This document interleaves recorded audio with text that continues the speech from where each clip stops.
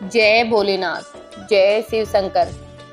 आज मैं आप सभी को एक बहुत ही दुख भरी रक्षाबंधन के लिए बहुत ही स्पेशल एक कथा सुनाऊंगी, जिसमें एक नाग किस तरह भाई बनकर एक बहन की रक्षा करता है। तो आप सभी से एक निवेदन है कि कमेंट सेक्शन में हर हर महादेव अवश्य लिखें। तो चलिए कथा को शुरू करते हैं। किसी देश में एक राजा रहता था। उस राजा की कोई संतान नहीं थी, लेकिन राजा के पास धन, धान्य, संपत्ति, हीरे जवाहरात, अच्छी प्रजा, किसी भी चीज की कोई भी कमी नहीं थी।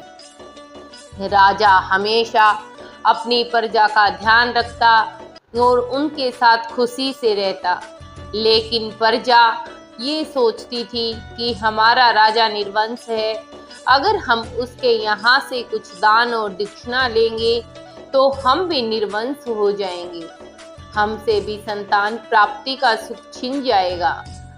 रानी से प्रजा में कोई भी बात नहीं करता था। एक दो ही नौकर जाकर महल में काम करते थे। महल में काम करने के लिए कोई नौकर भी बहुत मुश्किल से मिलते थे। कहते थे एक बांझन के घर हम काम नहीं करेंगे। शादी को भी काफी समय बीत चुका था। राजा भी हताश और उदास हो चुका था। अब तो उसने अपने पुत्र पुत्री प्राप्ति की उम्मीद भी छोड़ दी थी। ये सब राजा को इतना दुख देता था कि राजा ने राजमहल से बाहर निकलना भी बंद कर दिया था। रानी भी थोड़ी परेशान रहती थी। एक दिन राजा बहुत उदास होकर चुपचाप बैठा था। रानी वहां आई। रानी ने पूछा, क्या हुआ महाराज, आप इस तरह क्यों बैठे हो? तब राजा ने कहा, मैं कितना पापी हूँ, इतना दुष्ट हूँ कि मुझे एक संतान की प्राप्ति भी नहीं हो सकती। पुत्र हो या पुत्री, बस एक बार मेरी गोद में खेल ले, इससे बड़ा सुख और कोई नहीं हो सकता।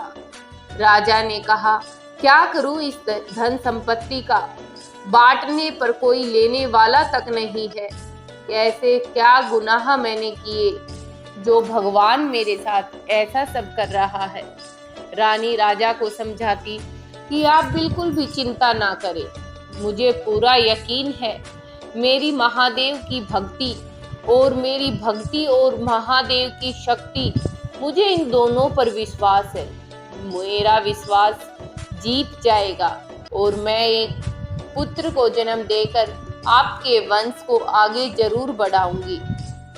इस पर हमेशा की तरह राजा कहता, अब तो बस इन बातों पर यकीन भी नहीं होता। ऐसे ही दिन कुछ और बीते। दिन बीतते बीतते एक दिन राजा नदी के किनारे से जा रहा था। वहां पर एक धोबिन और धोबी थे। राजा जब वहां से गुजरा तो धोबी और धोबिन ने कहा, हे देखो, आज किसके दर्शन हो गए, आज तो सारा दिन खराब जाएगा।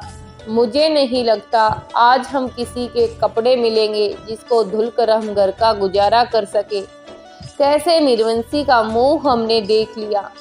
ये बात राजा सुन रहा था, लेकिन राजा कुछ बोला नहीं, अवाक सा देखता रहा। अब राजा को दुख बहुत हुआ। राजा वहीं से वापस अपने घर की तरफ लौट आया। घर पर आकर राजा फूट फूट कर रोने लगा और अपनी रानी से कहा, अब मैं यहाँ नहीं रहूँगा, मैं ये राजमहल छोड़कर कहीं दूर चला जाऊँगा। मुझे बहुत दुख होता है जब कोई मुझे ऐसा कहता है। आज तो बहुत ही बुरा हुआ, एक तुच्छ धोबी और धोबिन ने मुझे ऐसा कहा। उनकी बातें मेरे दिल में घाव कर रही हैं। मुझसे जिंदा रहना भी मुश्किल है, लेकिन अपने ही प्राण लेने का पाप मैं कैसे करूं? इसलिए मैं ये राजमहल छोड़ के चला जाऊंगा। अब मैं यहाँ नहीं रुकूंगा। रानी ने कहा कि आप क्यों चिंता करते हो, मैं कहती हूँ आप यकीन मानिए, विश्वास रखिए भगवान पर, जरूर हमको एक पुत्र की प्राप्ति होगी। राजा ने कहा, कब तक समझाऊं अपने दिल को, कब तक मानूं तेरी बातें, कब आएंगे तेरे महादेव। क्या जब मैं मर जाऊंगा तब मेरा वंश बढ़ेगा, तब मुझे पुत्र मिलेगा, पुत्री मिलेगी। तुम मेरे साथ ऐसा मत करो, छोड़ दो मुझे अकेला, जाने दो मुझे जंगल में। कहीं चला जाऊंगा दूर, कुछ काम छोटा मोटा करूंगा और अपना अच्छे से गुजारा करके जी लूंगा। वहां किसी को पता भी नहीं चलेगा कि मैं निर्वंशी हूँ। इस पर रानी ने कहा कि आप चिंता क्यों करते हो, मैं आपके साथ हूँ। राजा ने कहा ठीक है, आज तो मैं जा रहा हूँ सोने, लेकिन मेरा मन नहीं मानता कि मैं यहाँ एक पल भी रुकूं। अगले ही दिन जो दास और दासी वहां काम कर रहे थे वो भी उन दोनों को छोड़कर चले गए। दासी ने कहा देखिए महारानी, हमने बहुत काम किया लेकिन हमारे भी हाथ बंध गए हैं। प्रजा कहती है कि अगर उस बांझन के घर काम करेगी तो हम तेरे हाथ का पानी नहीं पिएंगे। अब हम यहाँ एक पल नहीं रहेंगे, हमें भी यहीं पर रहना है। एक राजमहल में काम करने से तो मेरा पेट नहीं भरेगा, जाना तो मुझे परिवार के ही पास पड़ेगा, इसलिए मुझे माफ करना, मैं जा रही हूँ ये सब छोड़कर। ऐसे ही अब राजा और रानी दोनों अकेले हो गए। राजा फिर सारी बातें सुन रहा था।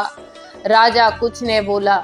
उनके जाने के बाद राजा ने रानी से कहा अब तो तुमने अपने कानों से सुन लिया, लोग हमारे बारे में क्या क्या बातें करते हैं, हमें जाने दो यहाँ से। तब रानी ने कहा अगर आपको यहाँ से जाना ही उचित लगता है तो आप चिंता न करें, मैं भी आपके साथ ही चलूंगी। फिर ये राजमहल मेरे किस काम का, इस इतने ऊंचे और बड़े महल में रहकर भला मैं क्या कर लूंगी। इस पर राजा ने कहा ठीक है, दिन के समय जाएंगे, लोग चार ताने और मारेंगे, जैसे ही रात्रि और अंधेरा हो जाएगा हम निकल पड़ेंगे यहाँ से। राजा और रानी दोनों रात की राह देखने लगे, कब रात होए और कब हम निकले यहाँ से, कहीं दूसरे देश में निकल जाएं, वहाँ पर छोटा मोटा काम करके कमा कर खा लेंगे कि कोई हमें निर्वंशी का ताना तो नहीं देगा।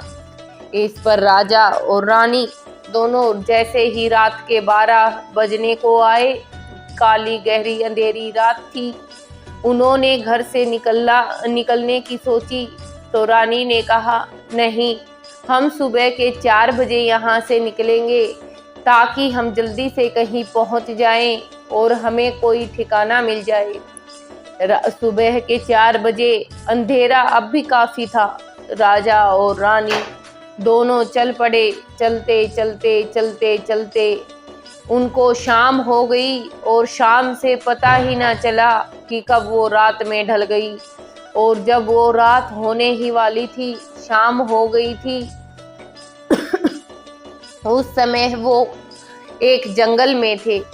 अब उनको मुश्किल लग रहा था उस घने जंगल को पार करके दूसरी जगह निकलना।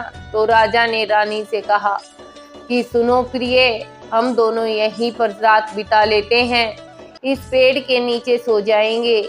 हम ठहरे दोनों निर्वंशी, कौन हमें खाएगा, हमें तो शायद कोई जानवर भी नहीं खाएगा। ये कहकर रानी और राजा एक पेड़ के नीचे लेट गए और अपनी रात बीतने का इंतजार करने लगे।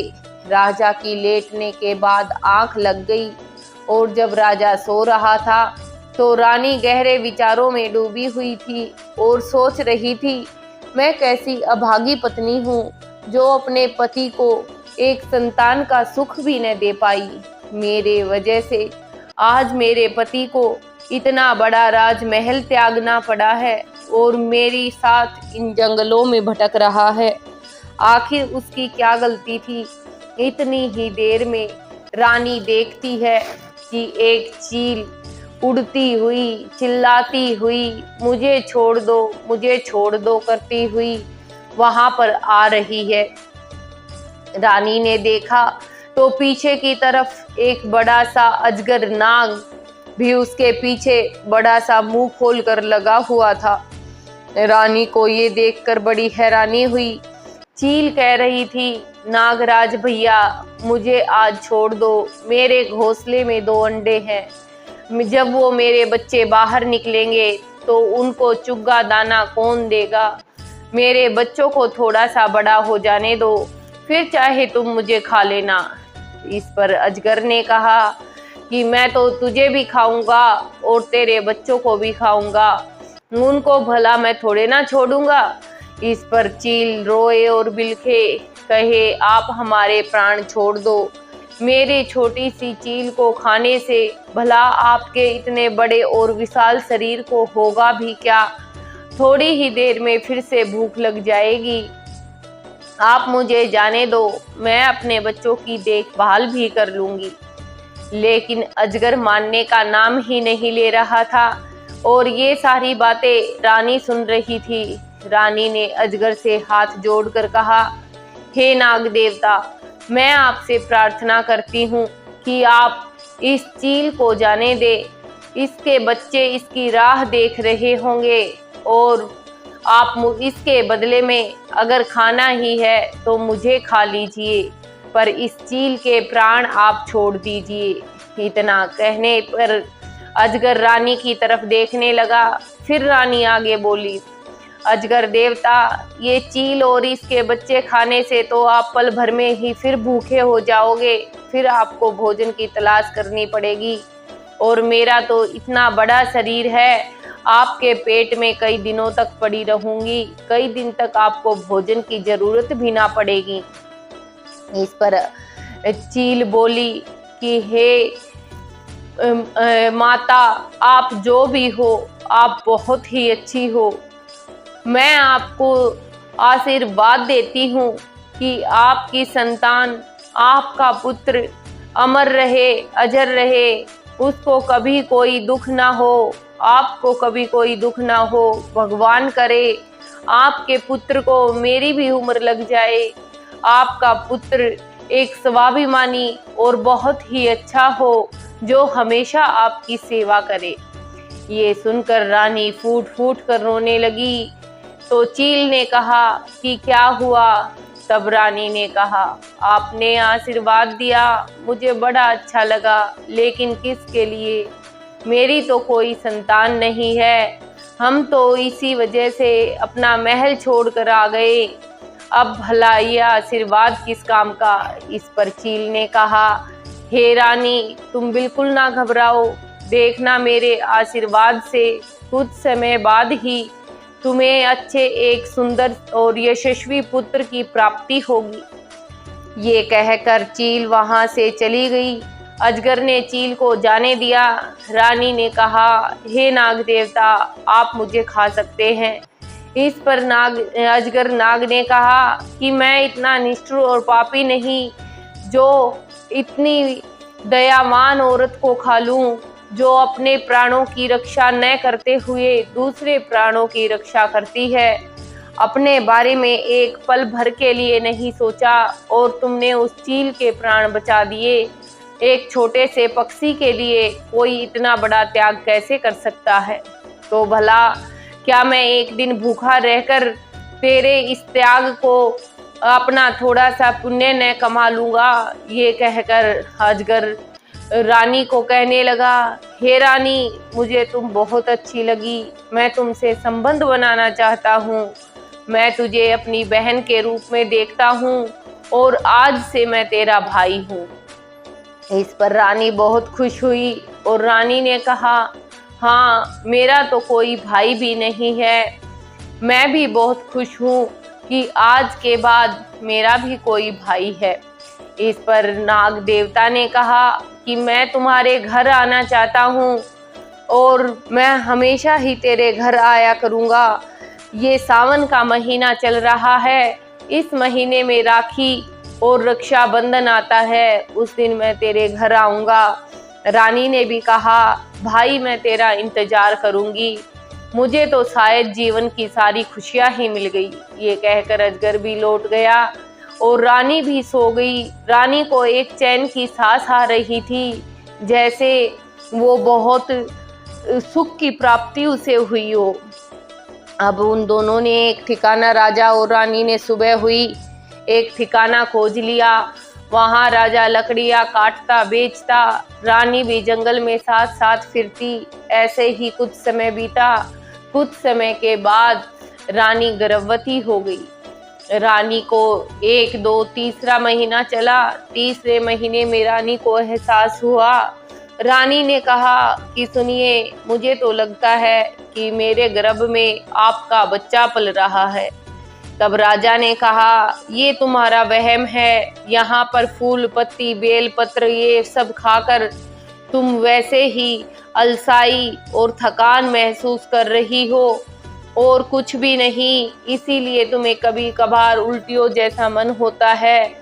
मुझे नहीं लगता कि तुम गर्भवती हो।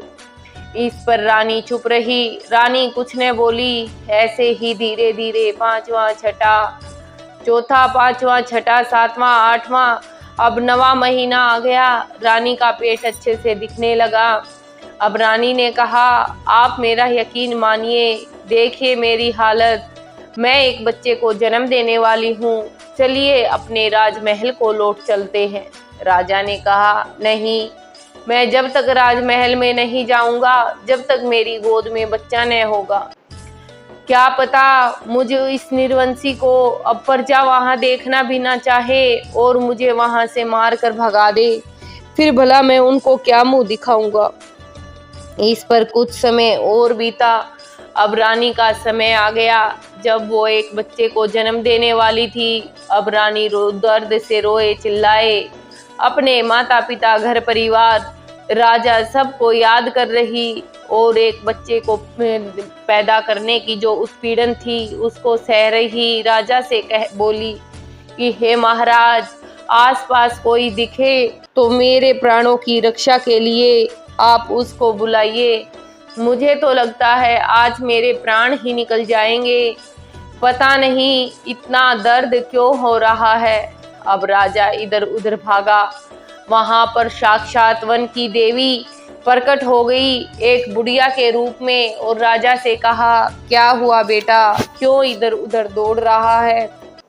राजा ने कहा, मेरी पत्नी दर्द से कहरा रही है, अब भला मैं क्या करूं। वन देवी ने कहा कि चलो मुझे दिखाओ। वन देवी ने कहा, अरे ये तो एक बच्चे को जन्म देने वाली है, तुम वहां बैठ जाओ, मैं आराम से इसके बच्चे को जन्म दिलवा देती हूँ।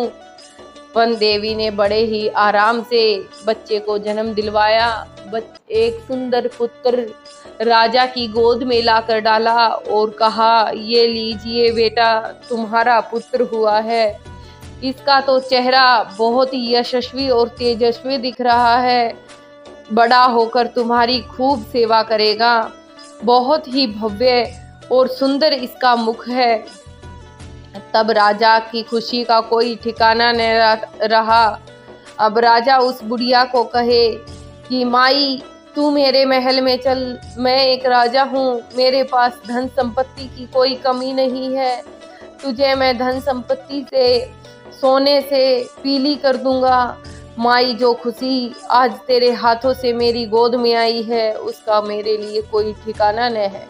तब वन देवी ने कहा, मैं सोने चांदी हीरे जवाहरात का क्या करूंगी, मुझे तो इस जंगल में रहना है और जंगल में सोना चांदी हीरे जवाहरात किस काम के।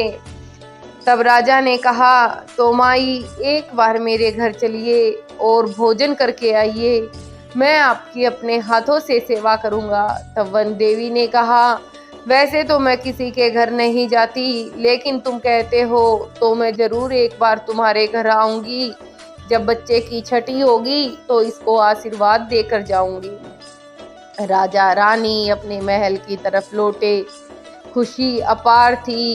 रानी भी अब राह देख रही थी कि रक्षाबंधन आने वाला है और जब वो नागराज मुझसे वादा करके गया था कि हर रक्षाबंधन पे आएगा और रक्षाबंधन आया, उसी दिन उस बेटे की छठी मनाई। बेटे की छठी पे वन देवी एक बुढ़िया के रूप में आई और नागराज जो स्वयं भगवान महादेव थे और रानी की परीक्षा ले रहे थे, वो चील भी एक ऐसी ही दिव्य शक्ति थी।